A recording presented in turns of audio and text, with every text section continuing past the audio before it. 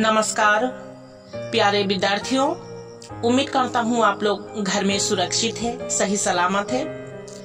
आज पढ़ाऊंगा चौथा पाठ हिंदी के साधक। इस पाठ में आचार्य महावीर प्रसाद द्विवेदी के बारे में बताया गया है और हिंदी साहित्य में एक शुद्ध खड़ी बोली का जो प्रयोग है उसके बारे में कहा गया है। तो महावीर प्रसाद द्विवेदी आधुनिक काल के एक दिग्दर्शक है, हिंदी साहित्य जगत के पुरोधा व्यक्ति है। उन्होंने किस तरह हिंदी साहित्य जगत में सबको पिरोया है, किस तरह विकास होते रहा, वो सब के बारे में आज चर्चा करेंगे। तो आप लोग देखिए, आज जिसे हम राजभाषा के रूप में लेकर गर्व करते हैं, संस्कृत, पाली, प्राकृत, अपभ्रंश आदि इसके प्राचीन रूप है। प्राचीन खड़ी बोली ही आज की हिंदी है। खड़ी बोली के प्रयोग और विकास में भारतेंदु हरिश्चंद्र और महावीर प्रसाद द्विवेदी के देन अत्यंत उल्लेख योग्य है। सबसे पहले भारतेंदु जी ने व्यापक रूप से खड़ी बोली को गद्य भाषा के रूप में प्रयोग किया था, पर उनके जमाने में ज्यादातर कविताएं ब्रज भाषा में लिखी जाती थी। आज जो हम राजभाषा के रूप में गर्व करते हैं, तो संस्कृत, पाली, प्राकृत, अपभ्रंश आदि प्राचीन रूप है। पहले वैदिक संस्कृत है, उसके बाद लौकिक संस्कृत, उसके बाद पाली, उसके बाद प्राकृत, उसके बाद अपभ्रंश और ऐसे करके पनपते गए। और हम लोग जानते हैं हिंदी भाषा के जो ये है सर्जनी अपभ्रंश है। और ठीक उसी प्रकार पूर्वी हिंदी, पश्चिमी हिंदी, उत्तरी हिंदी ऐसे करके विकास होते गया। और प्राचीन खड़ी बोली ही आज की जो हिंदी है।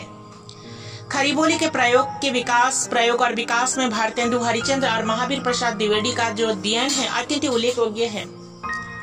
सबसे पहले भारतेंदु जी ने व्यापक रूप से खड़ी बोली को गद्य भाषा के रूप में प्रयोग किया था, पर उनके जमाने में ज्यादातर कविताएं ब्रज भाषा में लिखी जाती थी।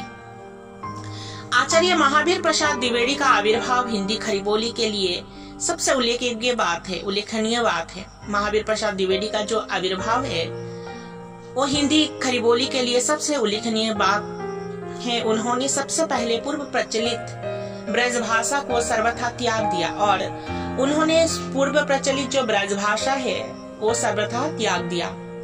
उसके स्थान पर गद्य, पद्य, निबंध जैसे सभी विधाओं की भाषा के रूप में खड़ी बोली को स्वीकार कर लिया। और उन्होंने क्या किया, पूर्व प्रचलित जो ब्रज भाषा है वो सबका विकास करके खड़ी बोली को स्वीकार किया। जैसे गद्य में हो, पद्य में है, निबंध में हो, साहित्य के सभी विधाओं में परिमार्जन लाया और इसलिए उन्हें आधुनिक हिंदी का जन्मदाता कहा जाता है। युग निर्माता महावीर प्रसाद द्विवेदी जी का जन्म सन 1864 ईस्वी को उत्तर प्रदेश के रायबरेली जिले के दौलतपुर गांव में हुआ था। उनका जन्म हुआ था रायबरेली, उत्तर प्रदेश के रायबरेली जिले के दौलतपुर में। बचपन से ही वे बड़े कर्मठ व्यक्ति थे। कर्मठ मतलब काम करने वाले। बचपन से वे कर्मठ थे। हिंदी के साथ ही संस्कृत, गुजराती, मराठी, बांग्ला आदि भाषाओं को भी उन्होंने सीख लिया था। हिंदी के साथ साथ उन्होंने क्या सीखा, संस्कृत, गुजराती, मराठी, बांग्ला आदि भाषाओं को भी उन्होंने सीख लिया। मातृभाषा हिंदी के प्रति उनका अगाध प्रेम था वे बहुत ही परिश्रमी और उद्यमी व्यक्ति थे। बहुत ही परिश्रमी और उद्यमी थे। वे एक ही साथ कवि, निबंधकार, अनुवादक, आलोचक और पत्रिका के संपादक भी बन चुके थे। साथ साथ उन्होंने कवि भी रहे, निबंधकार भी रहे, अनुवादक भी है, आलोचक भी रहे और पत्रिका के संपादक भी बन चुके थे। इनके ग्रंथों की संख्या लगभग 80 है और उनकी ग्रंथों की संख्या 80 है। इनके प्रमुख काव्य कृतियां हैं काव्य मंजूषा, सुमन, गंगा लहरी, ऋतु तरंगिनी आदि है। उनकी जो काव्य कृतियां हैं, ऋतु तरंगिनी, गंगा लहरी, सुमन, काव्य मंजूषा, ये है उनकी काव्य कृतियां। उनका विशेष महत्व उनकी रचनाओं के आधार पर उतना ही नहीं जितना उनके संपादन कार्य और समालोचना के आधार पर है। उनका विशेष महत्व उनकी रचनाओं के आधार पर उतना नहीं जितना उनका संपादन कार्य और समालोचना के आधार पर है।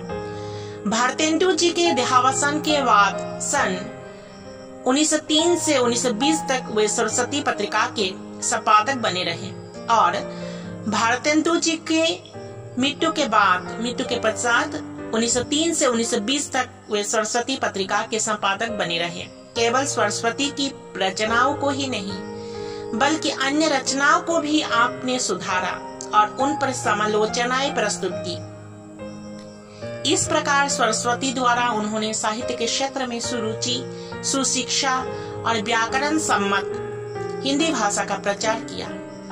युग और साहित्य का तथा साहित्य और समाज का गहरा संबंध स्थापित किया। इसी कारण वे अपने समय के बिना मुकुट के सरताज थे और एक महान युग प्रवर्तक थे। उन्होंने जिस प्रकार सुरुचि, सुशिक्षा और व्याकरण सम्मत हिंदी भाषा का प्रचार किया है, युग और साहित्य का तथा साहित्य और समाज का गहरा संबंध उन्होंने संबंध स्थापित किया और इसी कारण वे बिना मुकुट के सरताज थे। सरताज मतलब सरदार और एक महान युग प्रवर्तक भी थे। वे हिंदी साहित्य जगत के एक महान आचार्य भी थे। आचार्य मतलब शिक्षक, अध्यापक। आचार्य की भांति उन्होंने हिंदी में रीति की स्थापना की। रीति मतलब नीति। साहित्य रचना करने वालों को सुकवि और सुलेखक बना दिया। उन्होंने क्या किया? साहित्य जो लोग रचना करते थे उनको सुकवि और सुलेखक बना दिया। राष्ट्रकवि मैथिली शरण गुप्त, राम नरेश त्रिपाठी, श्रीधर पाठक जैसे महान कवियों को अपने मार्गदर्शन किया। राष्ट्रकवि मैथिली शरण गुप्त, आप लोग सुने होंगे राष्ट्रकवि मैथिली शरण गुप्त के नाम। राम नरेश त्रिपाठी, श्रीधर पाठक जैसे महान कवियों को अपने मार्गदर्शन किया। उन्होंने क्या मार्गदर्शन दिखाया? रास्ता दिखाया, राह दिखाया। प्रेमचंद जैसे कहानीकार तथा पंडित रामचंद्र शुक्ल और बाबू श्याम सुंदर दास जैसे निबंधकार एवं आलोचक भी उनसे प्रभावित रहे। प्रेमचंद जैसे कहानीकार, प्रेमचंद जैसे उपन्यासकार हो। प्रेमचंद को आप लोग जानते हैं, कहानीकार है, उपन्यासकार है प्रेमचंद, और हिंदी के पुरोधा व्यक्ति है प्रेमचंद। और उसके साथ साथ पंडित रामचंद्र शुक्ल, बाबू श्याम सुंदर दास जैसे निबंधकार एवं आलोचक भी उनसे प्रभावित रहे। किनसे प्रभावित रहे? महावीर प्रसाद द्विवेदी से। उन्होंने ऐसी उर्वर परिस्थिति का निर्माण किया जिसमें ये लेखक गण पल्लवित और पुष्पित हो सके। ये लेखकगण क्या हुआ? पल्लवित और पुष्पित हो सके। द्विवेदी जी के जीवन का लक्ष्य था जन समाज की सेवा, और द्विवेदी जी का अर्थात महावीर प्रसाद द्विवेदी का जीवन का लक्ष्य था जन समाज की सेवा। लोगों में शिक्षा का प्रसार हो, उनके ज्ञान की वृद्धि हो, सत्साहित्य की और उनकी प्रवृत्ति हो, अपने अधिकारों और कर्तव्य को वे पहचाने। इन्हीं उद्देश्यों से वे लिखते थे। इसलिए उनके लेख समाज सुधार और जनरूसी को परिष्कृत करने तथा सत्साहित्य की प्रेरणा देने वाले हैं। उन्होंने किस लिए लिखा करते थे? समाज सुधार एवं जनरूसी को परिष्कृत करने तथा सत्साहित्य की प्रेरणा देने वाले। इस प्रकार आधुनिक हिंदी को व्यवस्थित रूप देने का सारा श्रेय द्विवेदी जी को ही दिया जाता है। हिंदी साहित्य के इतिहास में उनके समय सन 1901 से 1920 ईस्वी तक है, जो द्विवेदी युग नाम दिया गया है। हिंदी के इस महान साधक ने सन 1938 ईस्वी को हम सबको रुलाकर स्वर्ग के लिए प्रस्थान किया था, अर्थात उनकी मृत्यु हुई थी 1938 ईस्वी को। और यही है महावीर प्रसाद द्विवेदी के बारे में और शुद्ध खरी बोली के बारे में आलोचना की गई है। इसमें शब्दार्थ है आविर्भाव अर्थात उदय, विधा, विभाग, भाग, अगाध, बहुत गहरे, आचार्य, शिक्षक या अध्यापक, उर्वर, अनुकूल, सर्वथा, सब प्रकार से, कर्मठ, काम करने वाले, सरताज, सरदार, दिग्दर्शक, दिशा दिखाने वाले। तो प्यारे विद्यार्थियों, आप लोग घर में अच्छे से ये पाठ पढ़िएगा और जोर जोर से ये घर में आप लोग पढ़िएगा, और इसका जो क्वेश्चन आंसर है वो भी आप लोग लिखने का कोशिश कीजिएगा। हम बातों में ये संक्षेप जो उत्तर है और व्याख्यात्मक जो उत्तर है वो लिखवा देंगे। ठीक है, आज तक इतना ही। धन्यवाद।